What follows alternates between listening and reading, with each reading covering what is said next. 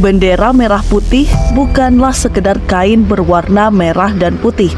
Ia merupakan simbol perjuangan dan kebanggaan bagi bangsa Indonesia. Namun, sedikit yang tahu bahwa bendera ini memiliki akar sejarah yang panjang, bahkan terkait dengan hadis tentang pusaka Rasulullah. Mengapa warna merah dan putih dipilih menjadi lambang bendera Indonesia? Dan apa kaitannya dengan pesan Rasulullah? Warna merah dan putih pada bendera sebenarnya telah digunakan sejak zaman kerajaan.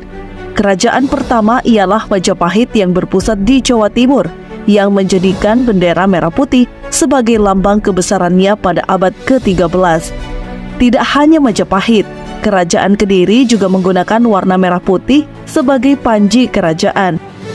Bahkan, bendera pada Perang Sisingamaraja IX dan Tanah Batak juga menggunakan warna merah dan putih. Ketika terjadi perang di Aceh, pejuang-pejuang Aceh menggunakan bendera perang berupa umbul-umbul dengan warna merah dan putih. Di bagian belakangnya diaplikasikan gambar pedang, bulan sabit dan bintang, serta beberapa ayat suci Al-Quran. Selanjutnya, pada Perang Jawa yang terjadi pada tahun 1825 hingga 1830, Pangeran Diponegoro menggunakan panji-panji berwarna merah putih dalam perjuangannya melawan Belanda. Kemudian pada tahun 1920-an, bendera merah putih digunakan sebagai bentuk protes dan semangat dari pelajar dan kaum nasionalis untuk lepas dari penjajahan Belanda. Ketika Indonesia merdeka, bendera merah putih ditetapkan sebagai bendera nasional.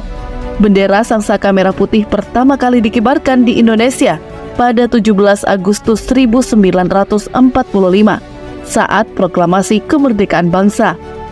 Tapi, tahukah Anda kenapa warna merah dan putih yang dipilih sebagai bendera Indonesia? Menurut Soekarno, warna merah dan putih sangat kental dengan makna filosofis yang dikenal rakyat Nusantara sejak ribuan tahun lalu. Warna-warna itu tidak begitu saja diputuskan untuk revolusi. Warna-warna itu berasal dari awal penciptaan manusia.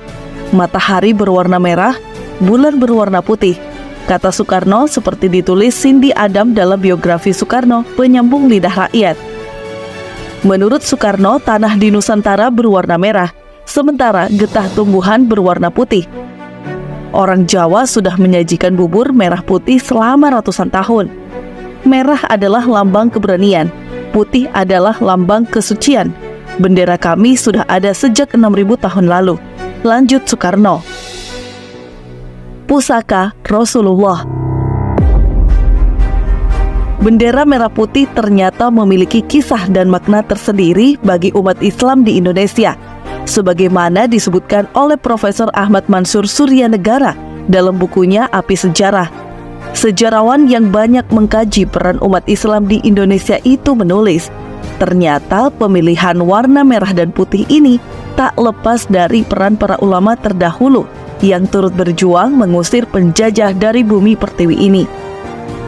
Para ulama juga turut berjuang untuk mengenalkan sangsaka merah putih sebagai pusaka Rasulullah. Merah putih sebagai simbol pusaka Rasulullah tercantum dalam hadis berikut ini. Diriwayatkan dari Sauban, Rasulullah bersabda, "Sesungguhnya Allah mengumpulkan bumi untukku, sehingga aku bisa melihat kejayaan Islam di timur dan barat. Dan sesungguhnya kekuasaan umatku akan mencapai apa yang telah ditampakkan untukku. Aku diberi 2 pusaka atau harta simpanan, merah dan putih." Hadis riwayat Muslim, Abu Dawud, dan Tirmizi.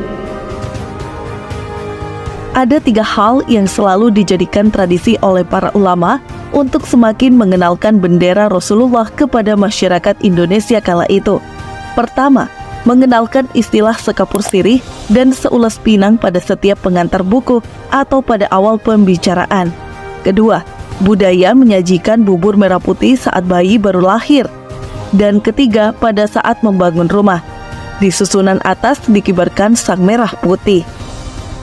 Kiai Haji Adnan Anwar dari PBNU mengatakan bahwa konsepsi NKRI sudah disiapkan para ulama jauh sebelum Indonesia merdeka. Hal ini dibuktikan dengan salah satu dokumen tahun 1783 hasil Batsul Masail di Masjid Baitur Rahman Aceh yang isinya, jika Nusantara ini menjadi negara, maka namanya adalah Al-Jumhuriyah Al-Indonesia atau Negara Kesatuan Indonesia. Kiai Haji Adnan Anwar juga menambahkan bahwa NKRI sudah sangat islami karena bangunan dan konsepsi NKRI banyak ulama terlibat di dalamnya. Habib Idrus Salim Al-Jufri, pendiri Al-Khairat di Kota Palu yang juga adik kelas Mbah Hashim Asy'ari, pernah mengatakan bahwa beliau pernah bermimpi berjumpa Nabi Muhammad dan pesan dalam mimpi itu adalah nanti kalau Indonesia merdeka benderanya adalah merah putih. Tambahnya, maka tidak heran pada Muktamar NU tahun 1937 atas pesan Habib Idrus Salim Al-Jufri, Kiai Haji Hashim Asy'ari mengusulkan bahwa bendera Indonesia adalah merah putih. Merah putih di akhir zaman. Hadis tentang merah putih berkaitan dengan kejayaan umat Islam yang kekuasaannya akan meliputi dunia timur dan barat. Dalam kitab Anul Ma'bud, merah dan putih ditafsirkan sebagai emas dan perak. Dalam kitab Nihayah, merah adalah kerajaan Syam, putih adalah kerajaan Persia. Persia disebut putih karena putihnya warna kulit mereka dan mata uang mereka adalah perak. Begitu juga penduduk Syam yang umumnya warna kulitnya merah, mata uang mereka adalah emas. Namun, Ustadz Rahmat Baikuni memiliki penafsiran tersendiri mengenai arti merah dan putih. Ia mempertanyakan arti merah putih adalah emas dan perak, karena ia yakin yang akan dibanggakan Rasulullah bukanlah kekayaan dunia seperti emas dan perak. Ia lebih cenderung bahwa makna merah putih adalah bahwa akan muncul satu komunitas atau satu bangsa, satu negara atau satu negeri yang mereka akan kembali membangkitkan Quran dan sunnah warisan Rasulullah. Mereka adalah yang memiliki simbol merah dan putih. Wa'atani al-kanzain, dan Allah memberikan dua pusaka kepadaku, al-ahmar wal abyad, pusaka merah dan pusaka putih. Wa anna ummati, dan sesungguhnya umatku, saya belum mulku amazawaliya minha, akan sampai kekuasaannya di akhir zaman dari timur sampai ke barat. Kebangkitan Islam dan berkuasanya kembali umat Islam dari timur ke barat dunia akan terjadi setelah pusaka yang berwarna merah putih ini menguasai dunia. Dan siapa kalau bukan kita, Indonesia? Ustadz Rahmat Baikuni pernah bertanya langsung tentang hadis merah putih kepada Imam Masjid Al-Aqsa Palestina, Syekh Yusuf Abu Snaina. Maka beliau menjawab, ada banyak arti merah putih dalam hadis tersebut, dan salah satu artinya adalah kalian, wahai Indonesia. Syekh Abu Bakar Al-Wawidah, Wakil Ketua Robitoh Ulama Palestina, ketika berkunjung ke Indonesia, beliau ditanya, apakah Palestina tidak akan merdeka sampai negara Arab bersatu? Beliau menjawab, bukan seperti itu jalan pikirannya. Lalu beliau menjelaskan bahwa Allah memilih untuk menjayakan agamanya kepada siapa yang dipilihnya, dan pernah memberikan kejayaan kepada bangsa Arab, Persia, Kurdi, dan lainnya. Namun setiap bangsa itu menyimpang, maka kejayaan itu dicabut.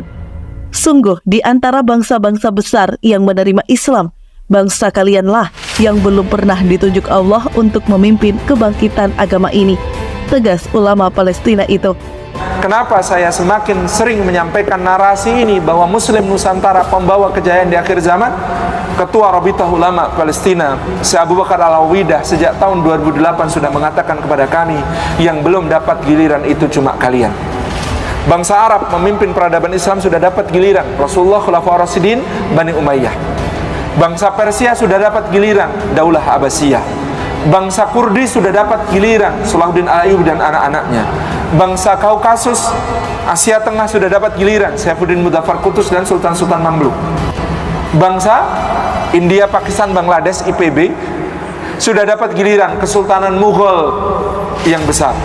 Bangsa Turki sudah dapat giliran, Muhammad Al-Fatih hingga anak cucunya. Yang belum dapat giliran adalah, kata beliau, yang hidungnya pesek. yang kulitnya sawo matang, yang badannya pendek-pendek. Al-Aqsa bintidharil Aqsa. Masjidil Aqsa itu selalu menunggu pembebas dari negeri yang paling jauh. Tidak ada sejarahnya Masjidil Aqsa dibebaskan oleh penduduk Palestina atau oleh Ahlu Syam. Masjidil Aqsa selalu menanti pembebasnya dari negeri terjauh yang sudah disentuh oleh dakwah Islam. Alih-alih menggantungkan nasib Palestina kepada bangsa Arab, Syekh asal Palestina tersebut justru lebih yakin jika Indonesia akan memimpin pembebasan negeri para nabi itu. Ia percaya bahwa Muslim Nusantara adalah yang dimaksud sebagai pembawa panji kejayaan di akhir zaman, dan ia berharap agar bangsa Indonesia menyiapkan segala hal untuk dapat memimpin peradaban dunia.